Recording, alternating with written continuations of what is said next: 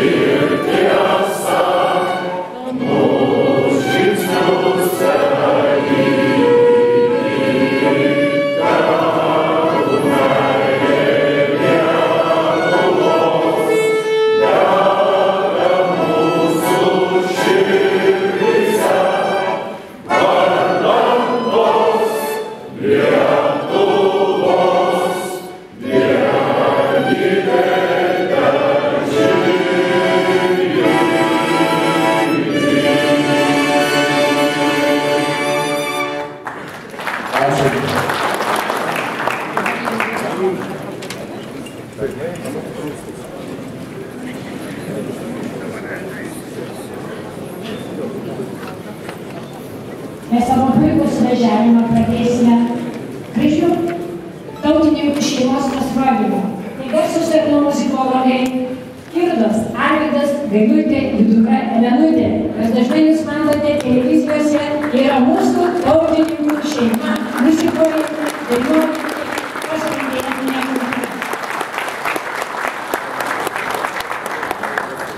Mes pirmiausia norėtume pabrėžti tokį maršą, kuris vadinamas yra Mindaugo arba Kęstučio ir nuo senų laikų, jau nuo prieškario Lietuvos griežiamas, buvo paskui išlaikytas liaudies muzikantų, buvo pučiamųjų orkestro natose visą laiką ir sovietiniais metais, ir dabar muzikantai, folkloristai jį moka ir griežia.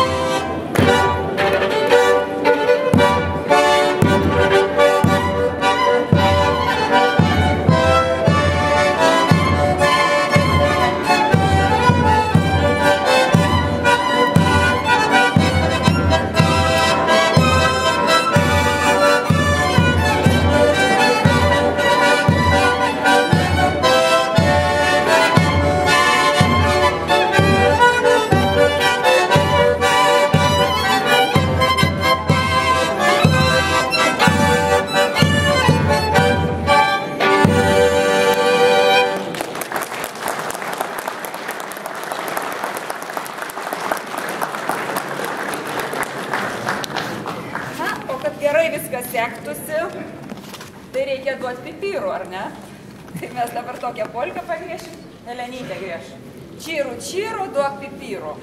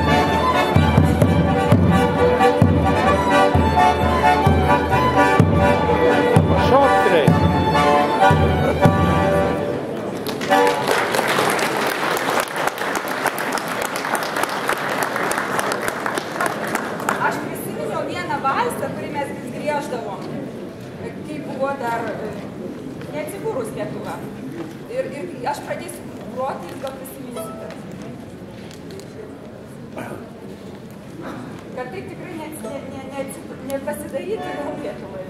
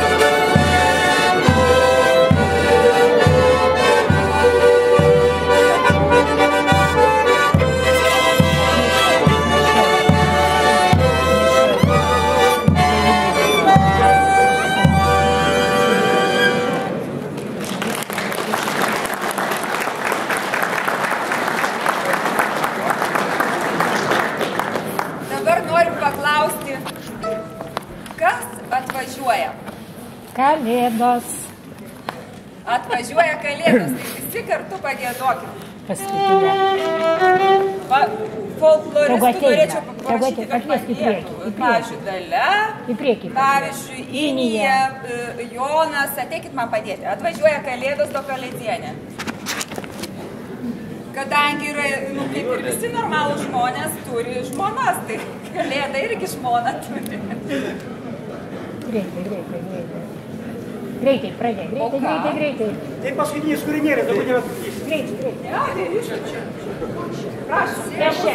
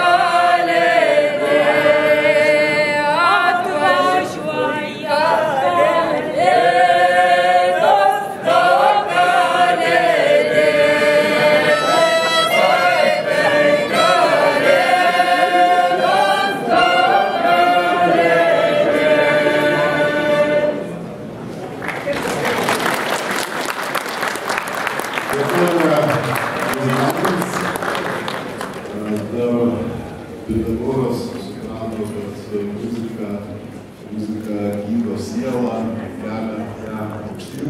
Taigi lengvatai, kad esame suvažiavimo darbą. Kviečiame pasisakyti Tautininkų sąjungos atkūrimo iniciatyvinės grupės pirmininką, Seimo narį, gerbiamą Gintarą Songailą.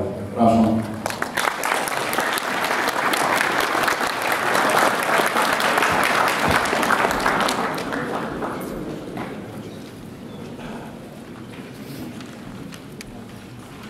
Mylėjai, gerbėmiai suvažiavimo dalyviai, išdrįsiu jūs pavadinti taip, jau skamba, atsiprašau, išdrįsiu jūs pavadinti taip, tikėjimo broliai, malonūs svečiai, nepriklausomybės akto signatarai, Seimo nariai.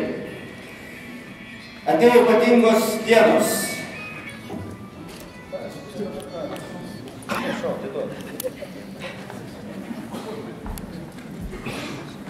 Atėjo ypatingos dienos dėl 4 priežasčių. Pirma priežastis, atsikuria tautininkai, šiandien priimsime įstatus, programą, išrinksim tarybą, kitus darbus padarysim. Antra priežastis, šiandien yra istorinė diena, tai vadinamo valstybės perversmo 85-osios metinės. Taip pat neseniai ką tik sukako gruodžio 13 70-osios metinės nuo Lietuvos laisvės armijos sukūrimų. Abi šitos datos tai yra atsakomybės už savo tautos ir valstybės ateitį datos. Atsakomybės sunkioje padėtyje.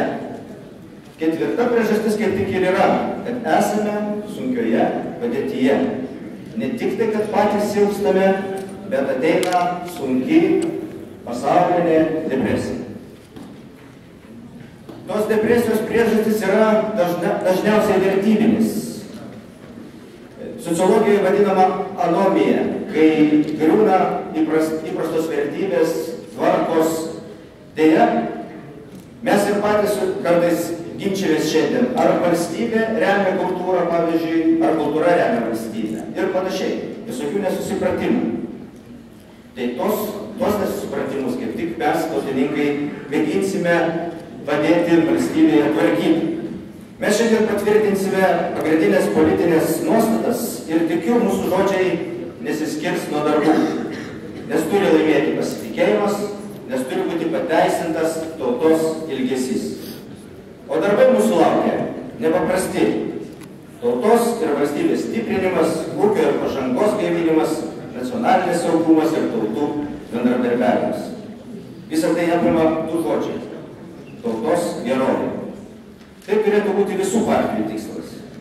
Tiesa yra sakančių, kad mes, tautininkai, žiūrime per siaurai, kad lietuviška savastis esą neapima visų rūpesčių. Kaip antai ir šūkis Lietuva lietuviams esą yra įžeidžiamas. Tačiau šiandien sakykime dar griežčiau. Ir Lietuva lietuviams, ir lietuviai Lietuvai. Mes esame įsitikinę, kad lietuvybė ne tik, kaip tik viską yra apima. Mes sakome, kad nėra platesnio dalyko, nes anot Vydūno tai vartai į aukščiausią žmogiškumą. Šie vartai mus verčia ieškoti rakto, tikrai ne visrakčio. Ir veikti turime netolimose pievose, o čia pat, viską išmatuodami tuo, ką tikro pasiekėme tautos gerovei. Aiškiai vardykime tai, ką darome ir ką padarome, eidami į savojų kelių. Štai kodėl mūsų pavadinime, manau, bus ir liks žodis tautininkai. Šis žodis mus įpareigoja siekti tautos vienybės, jei norite tarptautinių žodžių, lietuvių nacijos darnos, nacionalinio susitarimo dėl svarbiausių reikalų. Štai kodėl, atkurdami tautininkišką politinę partiją, mes lygiagrečiai telkiame kuo platesnį politinio vertybiškumo frontą. Jei norite valstybinės, politinės, pilietinės, sąžinės armiją. Sąžinė kviečia remtis tikromis žiniomis ir tvarkingai daryti tikrus darbus. Jis stiprina ūpą gyventi. Viso ko šiandien, atidarydamas suvažiavimą ir širdingai dėkodamas visiems talkininkams, mums visiems ir linkiu.